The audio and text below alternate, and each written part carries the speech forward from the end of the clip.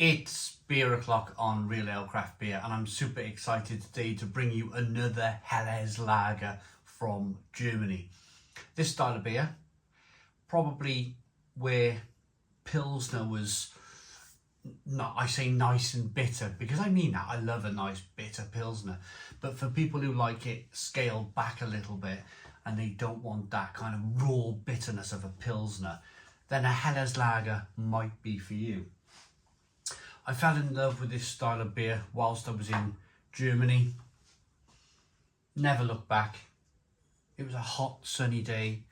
There was a pizza oven on the side. I was in a beer garden. The beer garden was busy. It was bustling. And it was literally, like I was told, to open the door on this fermenter, this outside fermenter, turn the tap and help myself to fresh beer. Fresh pizza, fresh beer, sun out, beautiful people everywhere. I drank this mouthful of Helles lager and I was like, oh my goodness me, this is just the best thing ever. This is Flo tzinger Brau then. This brewery started in 1543. It's 5.2% ABV and it cost me £3.35. 500 milliliter bottle. There's a look at the brewery label, emblem, if you want to call it that, on the bottle cap. Let's get the beer out into a glass and see what we get. Good levels of smoke on the bottle opening. Beer in the glass.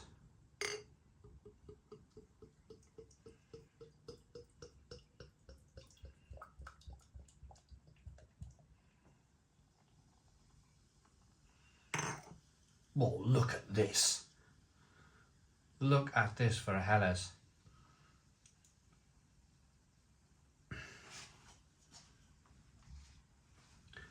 Two finger white head, good levels of carbonation. Doesn't that look absolutely fantastic?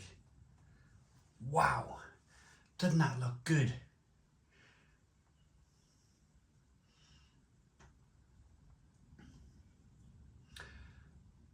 It's not straw coloured.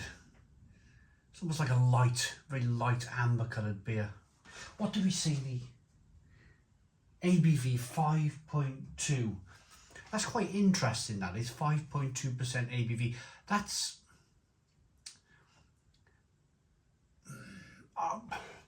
no. Let's go ahead and say what I was about to say, because you can always prove me wrong, can't you?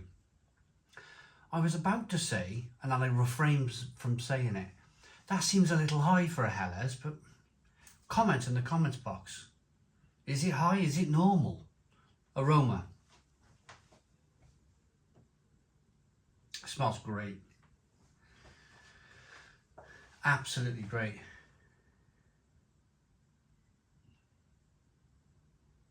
A little bit of sweetness, a nice hop character coming through.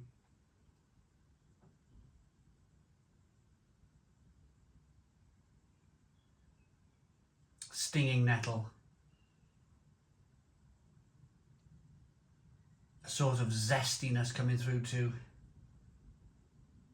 It smells great. Interestingly, I just reviewed a world lager. I just reviewed a Chang, and it'd be interesting to, I didn't think much of Chang, so it'd be interesting to compare this German Helles lager to a Chang. Let's dive in. Cheers everybody.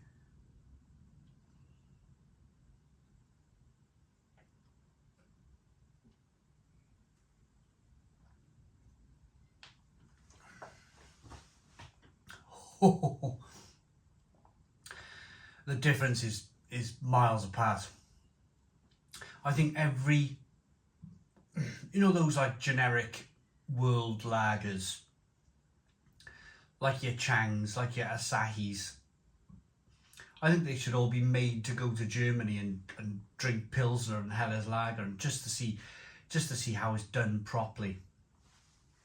This is worlds away. This is worlds away from generic light fizzy lager. This is fantastic. Stone the crows.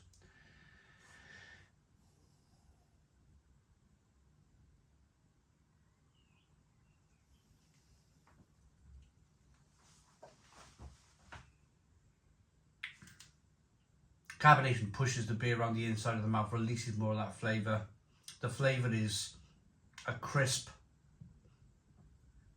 light malt, light kind of biscuity malt flavour, like a wafer. That sweetness lingers a little bit, makes its way over to the bitterness in the beer, and that bitterness is a little kind of, pardon me, citrusy, a little earthy,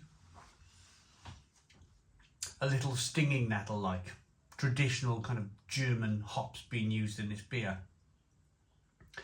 I'm trying to refrain from using peppery and spicy. Apparently you guys in the comments box have picked up that I'm just like throwing that out there all of the time at beer. Instead of like calling it bitter, maybe I should go back to referring it to more of a bitterness rather than a kind of peppery spiciness.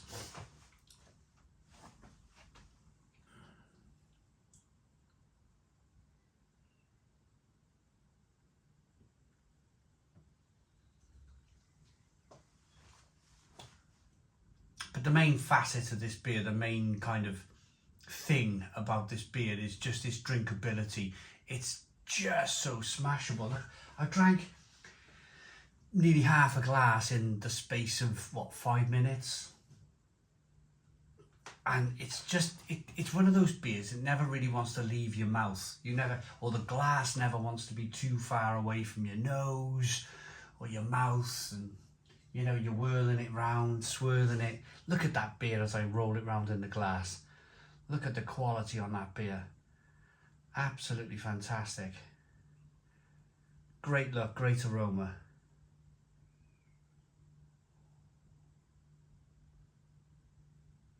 Fantastic aroma when you whirl that beer.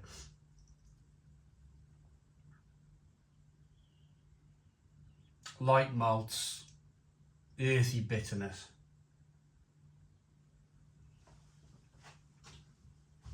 Fantastic drinkability. So I think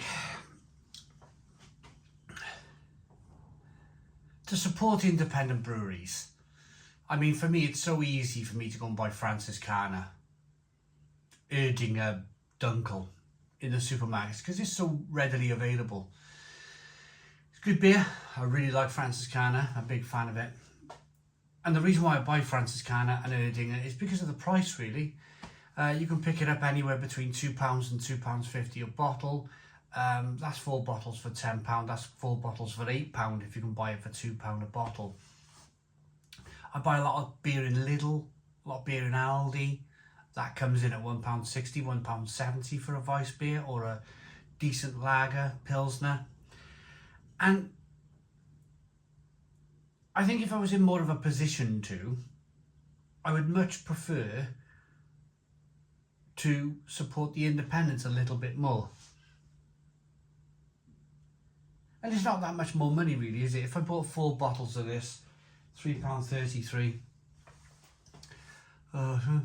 3 bottles for a tenner, 4 bottles for £13.50 say. It's not that much more money than £8, is it? It's an extra £5. And then you got 4 beers.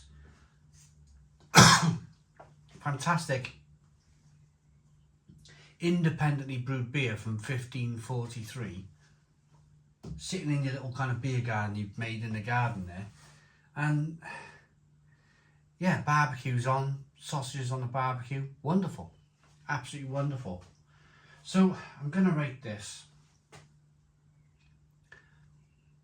Looks good, smells good, tastes good.